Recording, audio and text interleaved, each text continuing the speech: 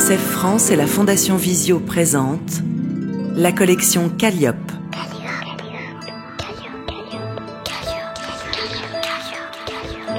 Des livres pour tous les enfants, y compris aveugles ou malvoyants. Chut, écoute. Sans détour. Texte de Stéphanie Demas-Potier. Illustration de Tom Ogoma. Édition L'Étagère du Bas.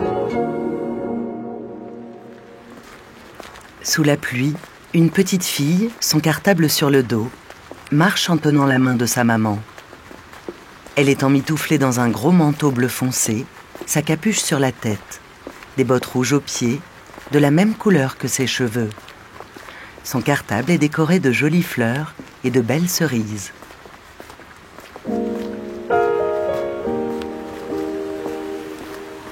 Tous les jours, le même chemin direction l'école. On traverse au feu, on passe le long des grands immeubles, puis on longe le parc. Je compte mes pas.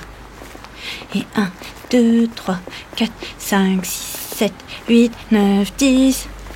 Ensuite, nous arrivons devant la boulangerie qui est juste à côté de l'école. La petite fille regarde dans la vitrine les pots remplis de bonbons. Chaque jour, il y a cette dame assise par terre avec son tout petit bébé dans les bras.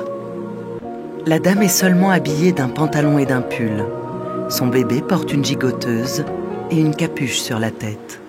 Chaque jour, je me sens mal à l'aise et je regarde ailleurs. La fillette baisse la tête. Je voudrais disparaître, je ferme les yeux.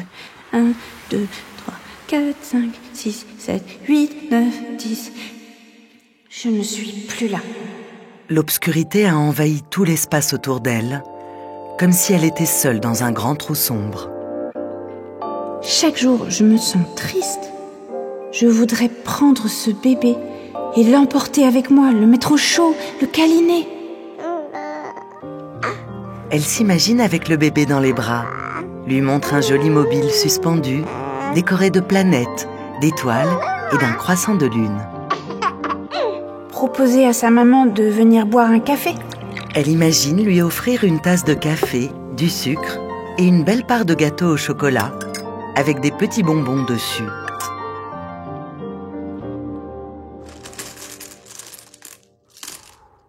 Chez elle, dans la cuisine, sa maman regarde par la fenêtre, une tasse de thé bien chaud à la main. La fillette est assise à une table et joue avec des lettres de Scrabble, la tête penchée, l'air un peu triste. J'ai beau en parler avec maman quand nous sommes seuls, je ne comprends pas. J'entends les mots que maman me dit pour m'expliquer les choses. Injustice, pauvreté, société complètement folle, rester solidaire, humanité, mais je ne comprends pas. Souvent, je pleure en silence.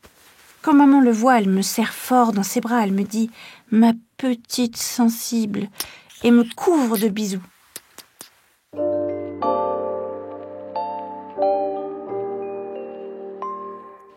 Le matin, la fillette enfile son manteau, met sa capuche, ses bottes et son cartable sur le dos. Chaque jour, ça recommence. Le même chemin, le même malaise, la même tristesse. Et moi qui ne dis rien, et moi qui ne fais rien. Je voudrais passer par un autre chemin. Quand maman donne une pièce, des gâteaux, des fruits, un bonjour et un sourire, moi je ne peux pas. Je me cache dans son dos. Je me sens toute petite. Je ne peux rien dire, je ne peux rien faire. Hier, maman m'a dit « On ne peut pas tout porter. Un sourire, un regard, un geste même tout petit, c'est déjà quelque chose. » Avec maman, nous avons fait un grand rangement et du tri dans ma chambre. Des jouets sont éparpillés un peu partout. Une petite voiture, un Rubik's Cube, des jumelles, une peluche, un dinosaure et un livre. J'ai retrouvé une petite poupée de chiffon qui me consolait quand j'étais toute petite. Dans son lit, sa maman lui lit une histoire. La petite fille serre contre elle la poupée de chiffon qui porte une jolie robe rouge et blanche et des couettes. Cette nuit, j'ai dormi avec elle une dernière fois. Dehors, La lune et les étoiles brillent dans le ciel.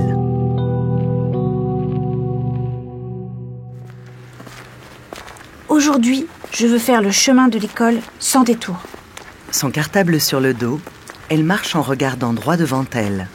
Dans le ciel nuageux, une trouée de ciel bleu apparaît. Je compte les pas qui me rapprochent de lui. 1, 2, 3, 4, 5, 6, 7, 8, 9, 10. Je lui tends ma poupée. Il me sourit.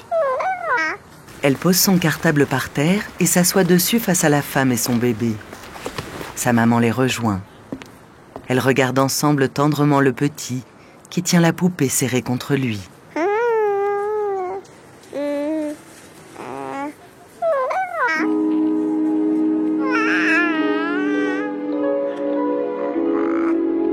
Une audiodescription écrite et interprétée par Dune Cherville, relue par Assia Frogeret, avec la voix de Marie-Félix.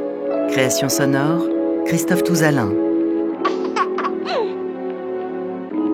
Pour la Fondation Visio qui vient en aide aux enfants et adultes déficients visuels, et pour UNICEF France, dans le cadre de son prix UNICEF de littérature jeunesse 2024.